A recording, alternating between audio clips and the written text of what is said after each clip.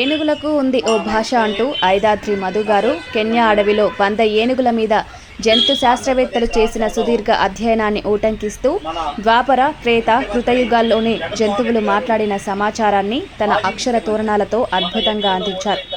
యాదృచ్ఛికమో ఏమో కానీ నవతరం పార్టీ నుండి రావు సుబ్రహ్మణ్యం తన ఇంట్లోని ఓ గేదెకు నివేదించిన విన్నపం ఇప్పుడు హల్చల్ చేస్తోంది.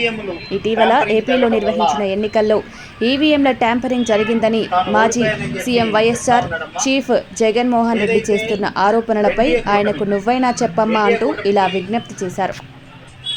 వచ్చిన సీట్లు పోగా 11 సీట్లతోటి చావు తప్పి కన్నులట్టపోయినట్లుగా మన రాష్ట్ర మాజీ ముఖ్యమంత్రి జగన్మోహన్ రెడ్డి గారు మరి ఎన్నికల్లో 11 సీట్లు సాధించి ఓడిపోయిన తర్వాత ఆయన చాలా బాధపడుతున్నాడు. ఆయనకి ఎవరు చెప్పినా కూడా అర్థం కావట్లేదు. ఈవీఎంలు ట్యాంపరింగ్ జరిగింది అని చెప్పి మరి అధికార పార్టీకి సంబంధించినటువంటి గత అధికార పార్టీకి సంబంధించిన వైఎస్ఆర్సీపీ నేతలంతా కూడా దొంగలు పెడుతూ ఉన్నారు. మరి ఆంధ్రప్రదేశ్ రాష్ట్రంలో ఈవీఎం ట్యాంపరింగ్ జరిగింది అని చెప్పి వాళ్ళు ఆరోపణలు చేస్తూ ఉన్నారమ్మా. ఈరోజు మనం కనుక చూస్తే ఈవీఎంలు ట్యాంపరింగ్ చేసేది ఎవరమ్మా? కేంద్రంలో ఉన్నటువంటి భారతీయ జనతా పార్టీ, లేకపోతే వాళ్ళు చేశారని చెప్పి కేంద్రం ఈ ఎన్నికల కమిషన్ మేనేజ్ చేసిందని చెప్పి జగన్మోహన్ రెడ్డి గారు ఆరోపణ చేస్తూ ఉన్నారు. అదే కనుక జరిగితే మరి కేంద్రంలో గతంలో 350 పైచిలకు సీట్లు వచ్చినటువంటి ఎన్డీఏ కూటమికి ఈసారి ఎన్నికల్లో 290 పైచిలకు మాత్రమే సీట్లు వచ్చినాయి. అంటే 60 సీట్లు తగ్గినటువంటి 60 సీట్లు మరి రాహుల్ గాంధీ గారు కానీ కాంగ్రెస్ పార్టీ నేతృత్వంలో ఉన్నటువంటి ఇండియా కూటమికి రావడం జరిగింది. మరి ఈవీఎంలు మేనేజ్ చేసే అవకాశం ఉంటే ఫస్ట్ సెంట్రల్లో మరి గతంలో వచ్చినటువంటి 300 పైచిలకు స్థానాలు దాటి 400 పైచిలకు స్థానాల్లో ఈవీఎం ట్యాంపరింగ్ చేసుకుని మరి అక్కడ తెచ్చుకునేవాళ్ళు కదా. ఆ విషయం ముఖ్యమంత్రి మాజీ ముఖ్యమంత్రి అధికార వైఎస్ఆర్ కాంగ్రెస్ పార్టీ, అప్పుడు వైఎస్ఆర్ కాంగ్రెస్ పార్టీ అధ్యక్షుడు జగన్మోహన్ రెడ్డి గారికి అర్థం కావట్లేదు. అందుకని ఆయనకి చెప్పే బదులు నీకు చెప్తే మంచిదనేటువంటి ఉద్దేశంతో మీ దగ్గరికి రావడం జరిగింది. తల్లి, నువ్వు అర్థం చేసుకొని ఆ ముఖ్యమంత్రి ఓడిపోయినటువంటి మాజీ ముఖ్యమంత్రి జగన్మోహన్ రెడ్డి గారికి చెప్పాలని చెప్పి మీకు తెలియజేస్తా ఉన్నామమ్మా.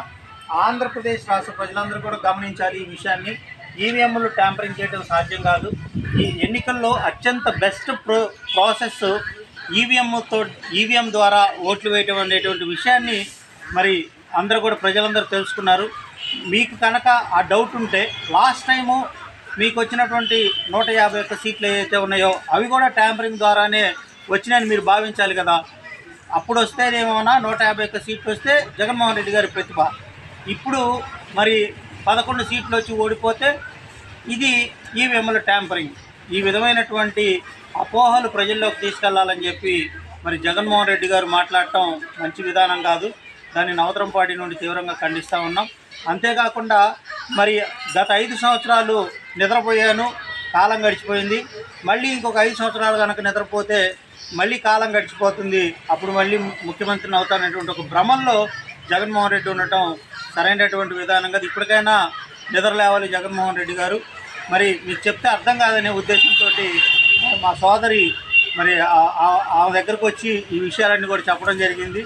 మరి ఆమె ద్వారా ఆమెకు అర్థమైనట్టయినా సరే మీకు అర్థమవుతుందా లేదా అనేటువంటి డౌట్ మరి మాకు ప్రజల్లో ఉంది. కాబట్టి మరొకసారి మీరు అర్థం చేసుకోవాలని చెప్పి జగన్మోహన్ రెడ్డి గారికి నవతరం పార్టీ నుండి తెలియజేస్తా ఉన్నాం. మీరు అవసరం.